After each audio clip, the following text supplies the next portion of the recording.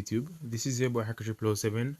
This is more of a tech news video. So if you have been anywhere in the tech space, you have probably heard that with the new iOS 15, there comes something interesting for Windows and Android users. They will also have the option to use FaceTime. Now I know FaceTime is a big thing for most, let's say, American individuals because they use iPhones religiously. So let's see what this is all about, what the craze is all about, because I'm pretty sure that most people outside of the US have been using WhatsApp and have been able to video call for quite some time. So FaceTime is basically just another video calling platform. Okay, so according to this article on cnet.com, no more iPhone FaceTime. So how Apple video calls are coming to Android. So basically, the how this would work is that from the FaceTime, and this you would have to be invited to use this. So basically, someone from the iPhone party would have to have the latest iOS version, and they would have to invite you to join a FaceTime call. So they would basically generate a link, copy that link, send it to you, and you would launch that link in your browsers. So that is basically how the FaceTime works in a sense. You would not be having an app on your Android or Windows device. However, you'll be able to FaceTime through your browsers. So basically, that's not really convenient in this day and age to be FaceTime. That's basically seems that we're going backwards if we want to use a video calling platform through a browser. That's basically like Omegle and those things. So maybe they would incorporate an application for Android devices in the future. Who knows? So, okay. So the days when you needed an iPhone, iPad, or Mac to join FaceTime video calls will soon be over. In a move widely seen as Apple answers to Zoom video calls, the software giant is making it possible for people who have Android phones and Windows laptops to hop on FaceTime calls, no iPhone required. So basically, I believe that Apple or the persons who were there seeing an opportunity that Zoom is such a huge impact, especially during this current time where we're basically online. So iOS is basically trying to capitalize on that aspect and allowing its users, or allowing basically anyone over the world, to have the option to connect through FaceTime. And I'm not sure what the limit is as to the number of members that can join a call at one particular time, but I'm pretty sure it's not as many as Zoom would allow. So that isn't to say that Apple devices are cut out of the process. In fact, they're still so much part of FaceTime that the system will rely on the upcoming iOS 15. So as I've mentioned, you will have to have iOS 15 to have this option to share the link for others to join the FaceTime call. Okay, so you have to have iOS 15 operating system to look and work more like Zoom and Microsoft Teams. So basically, Apple is basically working up something to match Zoom and Microsoft Teams, as they realize that they have been getting such popularity within this current era, or this current period of time that we're going through. So most folks will have to wait to try out FaceTime with Android and Windows users after the iOS 15 beta arrives next month. So this article is recent, so that is in July. When the finished iOS 15 product arrives in the fall, and they're showing you how to download the beta version right there. So how you will FaceTime using Android or Windows. The key here isn't that FaceTime app is coming to Android and Windows. It's that you'll be able to jump on a FaceTime call using the link.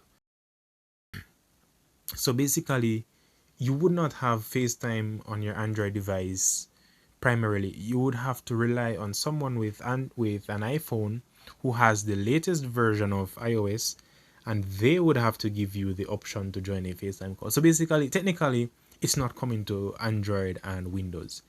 It's still on iPhone, however, they're allowing you to basically sideload or participate in what they have going on for their iOS users. So is that something that Android users should go crazy about? Not really. We already have so many applications which allows video calling, so I don't see the big fuss or the big hassle about this FaceTime. It's just another video calling app. There's nothing really special about it. So yeah, you could even use Zoom to the video call. And they're saying that it's end-to-end encrypted, so basically no one can snoop in on what you're talking about, which every social media platform claims end-to-end encryption. Well, not every, but most. And that's not typically the case. They control their servers, so I believe they can see whatever they want to see. So Apple FaceTime getting spatial audio for more natural calls. Spatial audio is quite cool. It is a feature which allows the audio to be clear, and it does not have much background interference with it. Let's see what else they have to say.